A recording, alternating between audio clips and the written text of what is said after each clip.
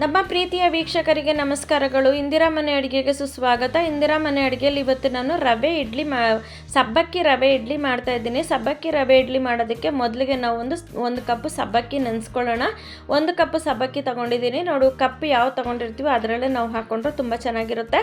ನೋಡಿ, ಇವಾಗ 1 ಕಪ್ ಸಬ್ಬಕ್ಕಿನ ಚೆನ್ನಾಗಿ ತೊಳ್ಕೊಂಡಿದ್ದೆ. 2-3 ಸರಿ ತೊಳ್ಕೊಂಡು ಇವಾಗ ಸಬ್ಬಕ್ಕಿ ಮುಳುಗೋಷ್ಟು ಮಾತ್ರ ನೀರು ಹಾಕಿದ್ರೆ ಸಾಕು. ನಮಗೆ ಜಾಸ್ತಿ ನೀರು ಹಾಕೋ ಅವಶ್ಯಕತೆ ಇಲ್ಲ. ಇವಾಗ ನಾವು ಮುಚ್ಚಿಟ್ಬಿಡೋಣ. ರಾತ್ರಿ ಪೂರ್ತಿ ನೆನೆಯಕ್ಕೆ ಬಿಟ್ಟರೆ ತುಂಬ ಚೆನ್ನಾಗಿರುತ್ತೆ. ಇವಾಗ ಆದಮೇಲೆ ನಾನು ಇನ್ನೊಂದು ಬಟ್ಲು ತೊಗೊಂಡಿದ್ದೀನಿ. ಇನ್ನೊಂದು ಬಟ್ಲಿಗೆ ನಾನು ಇಡ್ಲಿ ರವೆನ ತೊಗೊಂಡಿದ್ದೀನಿ. ಇಡ್ಲಿ ರವೆನ ತೊಗೊಂಡು ಇದನ್ನು ಸ್ವಲ್ಪ ಚೆನ್ನಾಗಿ ತೊಳ್ಕೊಂಡು ಮತ್ತು ನಾನು ಇವಾಗ ಒಂದು 30 ಸೆಕೆಂಡ್ ತೊಳೆಯೋಕ್ಕೆ ಬಿಟ್ಟರೆ ನೆಂದರೆ ತೊಳೆಯೋದಕ್ಕೆ ಚೆನ್ನಾಗಿರುತ್ತೆ. ತೊಳ್ಕೊಂಡು ಮತ್ತೆ ನಾನು ಇವಾಗ ನೀರು ಹಾಕಿ ನೆನೆಯೋಕೆ ಇಡ್ತಾ ಇದ್ದೀನಿ. ನೆನೆಯೋಕ್ಕಿಟ್ಟು ರವೆ ಮುಳುಗೋಷ್ಟು ನೀರು ಹಾಕಿ ಸ್ವಲ್ಪ ನೀರು ಹಾಕಿ ನಾವು ಮುಚ್ಚಿಟ್ಬಿಡೋಣ. ಮುಚ್ಚಿಟ್ಬಿಟ್ಟಾದ್ಮೇಲೆ ಇದನ್ನು ಎರಡೂ ರಾತ್ರಿ ಪೂರ್ತಿ ನೆನೆಯಲಿ. ಇವಾಗ ನಾನು ಬೆಳಗ್ಗೆಗೆ ನಾನೊಂದು ಬಾಣಲಿ ತೊಗೊಂಡಿದ್ದೀನಿ. ಬಾಣಲಿಗೆ ನಾನು ಒಂದು 2 ಸ್ಪೂನಷ್ಟು ಎಣ್ಣೆ ಹಾಕ್ಕೊಂಡಿದ್ದೀನಿ. ಎಣ್ಣೆ ಹಾಕ್ಕೊಂಡಿದ್ದಾದ್ಮೇಲೆ ಒಂದು ಅರ್ಧ ಟೀ ಸ್ಪೂನಷ್ಟು ಸಾಸಿವೆ ಹಾಕ್ಕೊಂಡಿದ್ದೀನಿ. ಸಾಸಿವೆ ಹಾಕ್ಕೊಂಡ್ಮೇಲೆ 1 ಸ್ಪೂನು ಕಡಲೆಬೇಳೆ, 1 ಸ್ಪೂನು ಉದ್ದಿನಬೇಳೆ ಹಾಕ್ಕೊಂಡಿದ್ದೀನಿ. ಕಡಲೆಬೇಳೆ ಉದ್ದಿನಬೇಳೆ ತುಂಬ ಮುಖ್ಯವಾಗಿರುತ್ತೆ ಇದಕ್ಕೆ. ನಿಮಗೆ ಗೋಡಂಬಿ ಬೇಕಾದ್ರೆ ಹಾಕ್ಕೋಬೋದು. ಒಂದು ಅರ್ಧ ಟೀ ಸ್ಪೂನಷ್ಟು ಜೀರಿಗೆ ಹಾಕ್ಕೊಂಡಿದ್ದೀನಿ. ನನ್ನ ಹತ್ರ ಗೋಡಂಬಿ ಇರಲಿಲ್ಲ, ಅದಕ್ಕೋಸ್ಕರ ನಾನು ಗೋಡಂಬಿ ಹಾಕಲಿಲ್ಲ. ನೋಡಿ, 1-2 ಸೆಕೆಂಡ್ ನಾವು ಫ್ರೈ ಮಾಡಿಕೊಂಡು ಸ್ವಲ್ಪ ಬಣ್ಣ ಚೇಂಜ್ ಆಗಿದ ತಕ್ಷಣ ನಾವು ಇವಾಗ ಇದಕ್ಕೆ ನಾನು ಉಪ್ಪಿಟ್ಟು ರವೆ 1 ಕಪ್ ಹಾಕ್ಕೊಳ್ತಾ ಇದ್ದೀನಿ. 1 ಕಪ್ ಉಪ್ಪಿಟ್ಟು ರವೆ ಹಾಕ್ಕೊಂಡು ಸ್ವಲ್ಪ ಮೀಡಿಯಮ್ ಉರಿನಲ್ಲೇ ನಾವು ಚೆನ್ನಾಗಿ ಸ್ವಲ್ಪ ಬಣ್ಣ ಬದಲಾಗೋವರೆಗೂ ನಾವು ಹುರ್ಕೋಬೇಕಾಗುತ್ತೆ. ಸ್ವಲ್ಪ ಚೆನ್ನಾಗಿ ಫ್ರೈ ಆಗಬೇಕು ರವೆ, ಅದುವರೆಗೂ ನಾವು ಹುರ್ಕೋಬೇಕಾಗುತ್ತೆ. ಇವಾಗ ಚೆನ್ನಾಗಿ ಫ್ರೈ ಆಗಿದೆ. ಇದು ಸ್ವಲ್ಪ ತಣ್ಣಗಾಗಕ್ಕೆ ಬಿಡೋಣ. ತಣ್ಣಗಾಗಕ್ಕೆ ಬಿಟ್ಟು ನಾವು ಇವಾಗ ರಾತ್ರಿ ನೆನೆ ಹಾಕಿದ ಸಬ್ಬಕ್ಕಿನ ತಗೊಳ್ಳೋಣ. ಇವಾಗ ನೋಡಿ, ಸಬ್ಬಕ್ಕಿ ಯಾವ ಥರ ಒಂದು ಚೂರು ನೀರಿಲ್ದಂಗೆ ನೆಂದೋಗಿದೆ, ಚೆನ್ನಾಗಿ ನೆಂದಿದೆ. ಇವಾಗ ಸಬ್ಬಕ್ಕಿ ಹಾಕ್ಕೊಂಡಿದ್ದಾದ್ಮೇಲೆ ನಾವು ಇವಾಗ ನೆನೆಸಿಟ್ಟಿದ್ದ ಇಡ್ಲಿ ರವೆನ ನಾವು ಇವಾಗ ಸ್ವಲ್ಪನೂ ನೀರು ಇಲ್ಲದೆ ಇರೋ ಥರ ಹಿಂಡಿ ನಾವು ಇದಕ್ಕೆ ಸಬ್ಬಕ್ಕಿಗೆ ಸೇರಿಸ್ಕೊಂಬಿಡೋಣ. ಸೇರಿಸ್ಕೊಂಡಿದ್ದಾದ್ಮೇಲೆ ನಾವು ಇವಾಗ ಇದು ಹುರಿದಿರೋ ರವೆ ಕೂಡ ಆರಿರೋ ಮಿಶ್ರಣನ ನಾವು ಇದಕ್ಕೆ ಮಿಕ್ಸ್ ಮಾಡ್ಕೊಳ್ಳೋಣ. ಇದೇ ಸಬ್ಬಕ್ಕಿ ರವೆಗೆ ಮಿಕ್ಸ್ ಮಾಡ್ಕೊಳ್ಳೋಣ. ಮಿಕ್ಸ್ ಮಾಡ್ಕೊಂಡಿದ್ದಾದ್ಮೇಲೆ ನಾನು ಒಂದು 5-6 ಹಸಿಮೆಣ್ಸಿನ್ಕಾಯಿನ ಸಣ್ಣದಾಗಿ ಕಟ್ ಮಾಡಿ ಹಾಕ್ಕೊಂಡಿದ್ದೀನಿ. ಚಿಕ್ಕ ಮಕ್ಕಳಿದ್ರೆ ನೀವು ಪೇಸ್ಟ್ ಮಾಡಿ ಕೂಡ ಹಾಕ್ಕೋಬೋದು. ಮತ್ತು ನಾವು ಇವಾಗ ಸ್ವಲ್ಪ ಕೊತ್ತಂಬರಿ ಹಾಕ್ಕೊಂಡಿದ್ದೀನಿ. ಜಾಸ್ತಿ ಕೊತ್ತಂಬರಿ ಹಾಕ್ಬಿಟ್ರೆ ಹಸಿರು ಕಲರ್ ಬಂದುಬಿಡುತ್ತೆ, ಚೆನ್ನಾಗಿರೋದಿಲ್ಲ. ಅದಕ್ಕೋಸ್ಕರ ಸ್ವಲ್ಪ ಒಂದು 5-6 ಎಸಳು ಕರಿಬೇವನ್ನ ಸಣ್ಣದಾಗಿ ಕಟ್ ಮಾಡಿ ಹಾಕ್ಕೊಂಡಿದ್ದೀನಿ. ಒಂದು ಅರ್ಧ ಕ್ಯಾರೆಟನ್ನ ನಾನು ಸಣ್ಣದಾಗಿ ತುರಿದು ಸೇರಿಸ್ಕೊಂಡಿದ್ದೀನಿ. ಸೇರಿಸ್ಕೊಂಡಿದ್ದಾದ್ಮೇಲೆ ನಾವು ಇವಾಗ ರುಚಿಗೆ ತಕ್ಕಷ್ಟು ಉಪ್ಪು ಹಾಕ್ಕೊಳ್ತಾ ಇದ್ದೀನಿ. ಉಪ್ಪು ಹಾಕ್ಕೊಂಡು ಸ್ವಲ್ಪ ಚೆನ್ನಾಗಿ ನಾವು ಮಿಕ್ಸ್ ಮಾಡ್ಕೊಳ್ಳೋಣ. ಚೆನ್ನಾಗಿ ಮಿಕ್ಸ್ ಮಾಡ್ಕೋಬೇಕಾಗುತ್ತೆ. ನೋಡಿ, ಸ್ಪೂನಲ್ಲೇ ಅಷ್ಟಾಗೇನು ಮಿಕ್ಸ್ ಆಗೋದಿಲ್ಲ, ಅದಕ್ಕೋಸ್ಕರ ನಾನು ಕೈಯಲ್ಲೇ ಮಿಕ್ಸ್ ಮಾಡ್ತಾಯಿದ್ದೀನಿ. ಕೈಯಲ್ಲೇ ಚೆನ್ನಾಗಿ ಮಿಕ್ಸ್ ಮಾಡಿದ್ರೆ ನಮಗೆ ರವೆ ಸಬ್ಬಕ್ಕಿ ಎಲ್ಲ ಚೆನ್ನಾಗಿ ಮಿಕ್ಸ್ ಆಗಿಬಿಡುತ್ತೆ.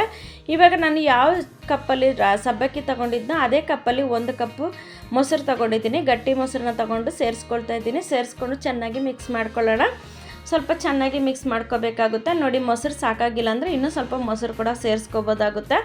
ನೋಡಿ, ಇವಾಗ ನನಗೆ ಮೊಸರು ಸಾಕಾಗಿಲ್ಲ, ಅದಕ್ಕೋಸ್ಕರ ಇನ್ನೊಂದು 1/4 ಕಪ್ಪಿನಷ್ಟು ಮೊಸರು ಹಾಕ್ಕೊಂಡಿದ್ದೀನಿ. ಒಟ್ಟು 1/4 ಕಪ್ ಮೊಸರು ಹಾಕ್ಕೊಂಡಿದ್ದೀನಿ. ಮೊಸರು ಹಾಕ್ಕೊಂಡು ಚೆನ್ನಾಗಿ ಸ್ವಲ್ಪ ಮಿಕ್ಸ್ ಮಾಡಿಡೋಣ. ನೋಡಿ, ಒಂದು ಹದಕ್ಕೆ ಬಂದಿದೆ. ಎಲ್ಲ ನಮಗೆ ಒಂದು ಅಕ್ಕಿ ರೊಟ್ಟಿ ಮಿಕ್ಸ್ ಮಾಡ್ತೀವಲ್ಲ ಅದಕ್ಕೆ ಮಿಕ್ಸ್ ಮಾಡ್ಕೋಬೇಕಾಗುತ್ತೆ. ನಾವು ತುಂಬ ನೀರಾಗಿ ಮಿಕ್ಸ್ ಮಾಡ್ಕೊಂಬಿಟ್ರೆ ಆಗೋದಿಲ್ಲ. ಇವಾಗ ನಾವು ಒಂದು 10 ನಿಮಿಷ ಮುಚ್ಚಿಡೋಣ. 10 ನಿಮಿಷ ಮುಚ್ಚಿಟ್ಟಾದ್ಮೇಲೆ ನೋಡಿ, ಇವಾಗ ಒಂದು 10 ನಿಮಿಷ ಆಗಿದೆ. ನಾನು ಮುಚ್ಚಳ ಓಪನ್ ಮಾಡ್ತಿದ್ದೀನಿ. ನೋಡಿ ಯಾವ ಥರ ನೆಂದಿದೆ ಅಂತ. ರವೆ ಎಲ್ಲ ನೆಂದಿರುತ್ತೆ. ಇವಾಗ ಇದಕ್ಕೆ ನಾನು ಒಂದು ಪ್ಯಾಕೆಟು ಈನೋ ಪೌಡ್ರ್ ಹಾಕ್ಕೊಳ್ತಾ ಇದ್ದೀನಿ. ನಿಮಗೆ ಬೇಕಾದ್ರೆ ಅಡುಗೆ ಸೋಡಾ ಕೂಡ ಹಾಕ್ಕೋಬೋದು.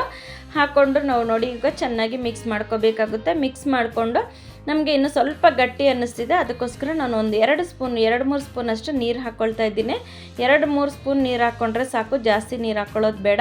ನೋಡಿ, ಇವಾಗ ಒಂದು ಹದಕ್ಕೆ ಬಂದಿದೆ. ನಮಗೆ ಮಾಮೂಲಿ ಇಡ್ಲಿ ಹಿಟ್ಟಿನ ಸ್ವಲ್ಪ ಗಟ್ಟಿಯಾಗಿರಬೇಕಾಗುತ್ತೆ. ನೋಡಿ, ಇವಾಗ ಇಡ್ಲಿ ಪಾತ್ರೆಗೆಲ್ಲ ನಾನು ಎಣ್ಣೆ ಹಾಕ್ಕೊಳ್ತಾ ಇದ್ದೀನಿ. ಇಡ್ಲಿ ತಟ್ಟೆಗೆ ಪಾತ್ರೆಯಲ್ಲಿ ನೀರು ಕುದಿಯೋಕೆ ಇಟ್ಟಿದ್ದೀನಿ. ಯಾವಾಗಲೂ ಪಾತ್ರೆಯಲ್ಲಿ ನೀರು ಕುದಿಯೋಕೆ ಇಟ್ಟಿರಬೇಕು. ಇಡ್ಲಿ ಪಾತ್ರೆಯಲ್ಲಿ ನಾವು ನೀರು ಕುದಿಯೋಕೆ ಇಟ್ಟಾಗ ಒಂದು ಅರ್ಧ ನಿಂಬೆ ಹಣ್ಣಿನ ಸಿಪ್ಪೆ ಆದರೂ ಸರಿ, ನಿಂಬೆ ಹಣ್ಣಾದರೂ ಸರಿ, ಅಥವಾ ಒಂದು ಅರ್ಧ ನಿಂಬೆ ಹಣ್ಣಿನ ಗಾತ್ರ ಹುಣಸೆ ಹಣ್ಣಾದರೂ ಹಾಕಿದ್ರೆ ನಮಗೆ ಉಪ್ಪಿನ ಕರೆ ಕಟ್ಟದೆ ನಮಗೆ ಪಾತ್ರೆಗೆ ನೀಟಾಗಿರುತ್ತೆ, ತೊಳೆಯೋದಕ್ಕೆ ತುಂಬ ನೀಟಾಗಿ ಬರುತ್ತೆ.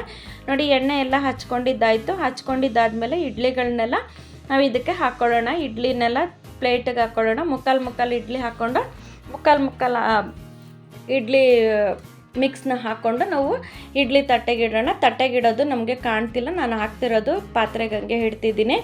ನೋಡಿ ಇವಾಗ ಇಡ್ಲಿ ಪಾತ್ರೆಗೆಲ್ಲ ಹಾಕ್ಕೊಳ್ಳೋಣ. ನಮ್ಮ ವೀಡಿಯೋನ ಫಸ್ಟ್ ಟೈಮ್ ಯಾರಾದರೂ ನೋಡ್ತಿದ್ರೆ ದಯವಿಟ್ಟು ಸಬ್ಸ್ಕ್ರೈಬ್ ಮಾಡಿ, ಬೆಲ್ ಬಟನ್ ಒತ್ತಿ, ನಮಗೆ ಲೈಕ್ ಮಾಡೋದನ್ನು ಮರಿಬೇಡಿ, ಕಮೆಂಟ್ ಮಾಡೋದನ್ನು ಮರಿಬೇಡಿ. ನೋಡಿ ಇಡ್ಲಿ ಪಾತ್ರೆ ಮುಚ್ಚಿಟ್ಟಿದ್ದೀನಿ. ಇವಾಗ ಮುಚ್ಚಿದ್ದನ್ನು ಕಾಣಿಸ್ಲಿಲ್ಲ, ಅದಕ್ಕೋಸ್ಕರ ಮತ್ತೆ ಮುಚ್ತಿದ್ದೀನಿ. ಇವಾಗ ಒಂದು 15 ನಿಮಿಷ ನಾವು ಬೇಯಕ್ಕೆ ಬಿಡೋಣ. ಇಡ್ಲಿ ಒಂದು 15 ನಿಮಿಷ ಬೇಯಕ್ಕೆ ಬಿಡೋಣ. ನೋಡಿ ಒಂದು 10 ನಿಮಿಷ ಆದಮೇಲೆ ನಾವು ಓಪನ್ ಮಾಡಿ ನೋಡೋಣ. ಓಪನ್ ಮಾಡಿ ಕೈ ಇಟ್ಟು ನೋಡೋಣ.